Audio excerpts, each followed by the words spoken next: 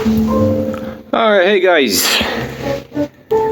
Alright, so we just got a parcel back from the heat treat, and we got all of our karambits properly heat treated here. So looks really nice. I really love this post quench look on these blades. One of these, so this is really why I wanted to make this video. You can see it's been grounded into there, and on this side it's been scratched up quite heavily. Now, if you don't know what you're looking at, it might bother you if you were to open your package. Like, well, why is one of these all mucked up? And these are actually different hardness tests. Scratch files, grinding implements, and then here, if we look very closely, there's a couple dots in there. I don't know if you can see it.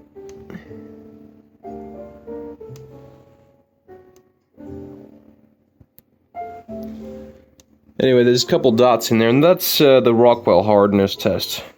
So we got scratch tests up there, we got this test here, there's another test down there, and there's a test right here.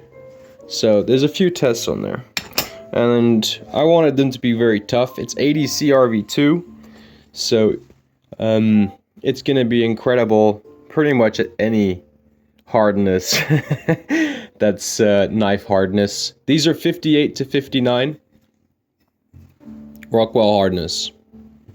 So thoroughly heat treated. Now, another reason why I wanted to make this video is because if an amateur were to quench something like this, they would probably not think twice as to what sort of difficulties might lie ahead and why certain results might be weird for them. And so one of the most important things, and this is actually extremely important for integral chef's knives as well, it's dimensional stability of the metallurgy inside and all this kind of stuff. When you have very little metal here and a heck of a lot of metal up here, you're going to have different cooling rates throughout the entire profile. Now that's something to always take into consideration when you're designing knives, because that affects the outcome.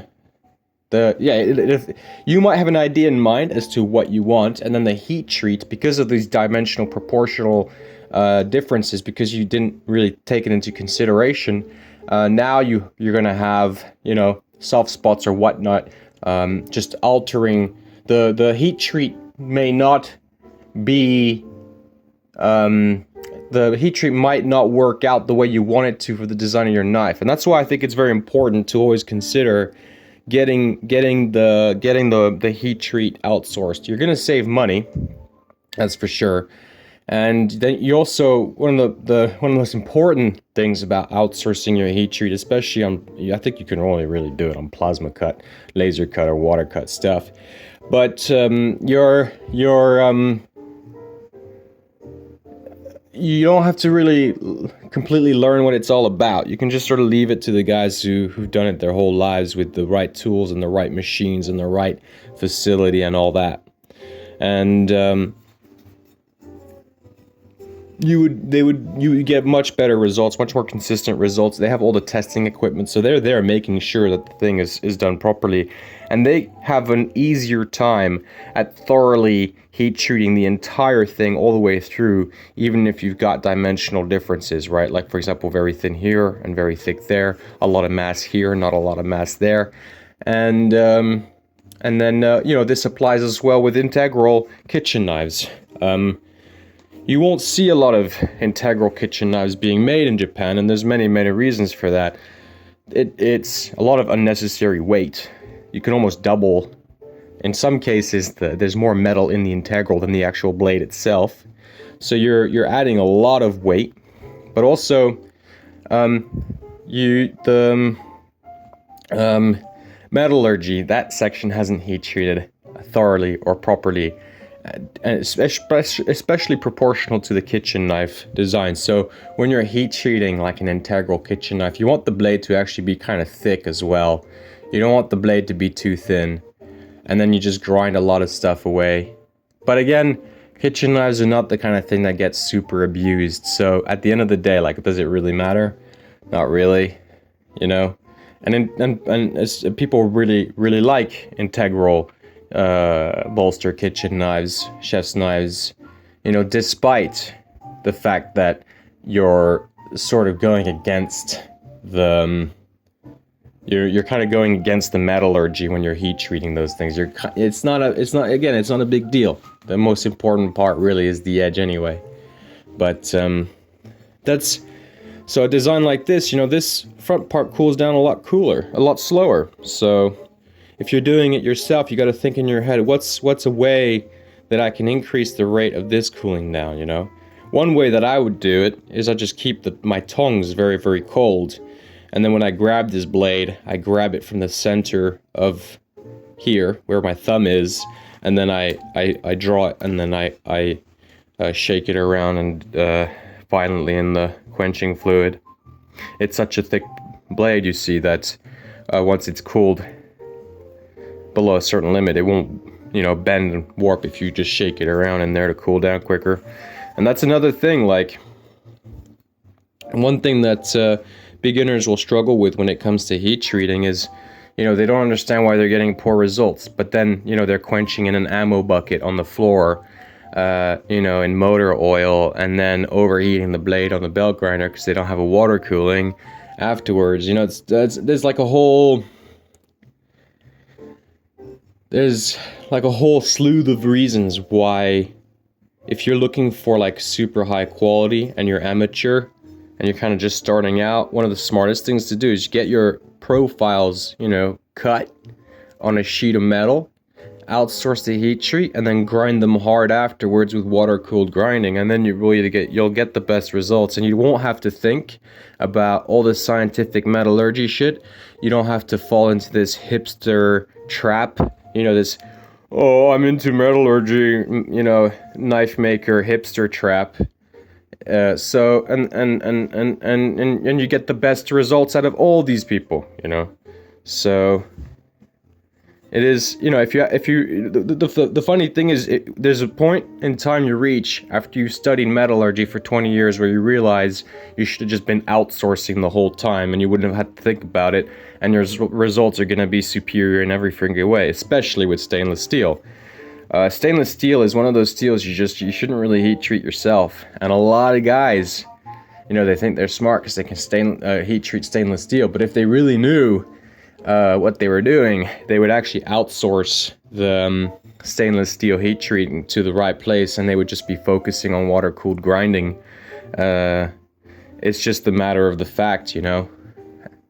So that's the kind of the funny dilemma. It's like, if you really know what you're talking about, if you really know people who are working in these facilities and you kind of have an idea of what's going on, then you outsource it.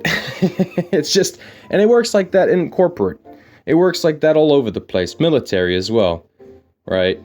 Who are you gonna hire? Who's gonna make the gloves for the astronauts going on the moon? You know, it better be somebody that's got, you know, some pretty high-end sewing machines.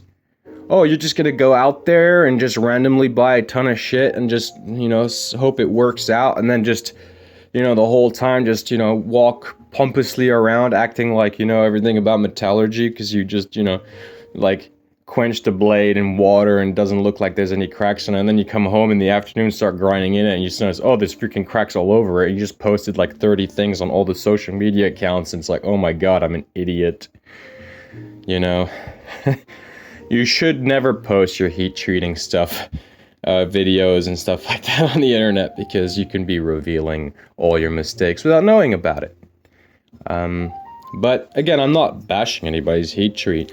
The fact of the matter is that most of the time, what really affects the heat treat, like poor edge retention, is actually how it's grounded after the heat treat. You can get, with a thick piece of metal like this, you got to be careful. You gotta be pretty careful. You got to get it done right, because there's a chance that it won't harden because the cool rate is still too slow. So you got to be careful with your technique. It's an art. The quenching, the act of quenching, is an art. It's not just to throw it in there and just wait for it to cool down. You got to be doing some funny stuff. You got to be like learning how to quench and how to move the metal in the quenchant fluid.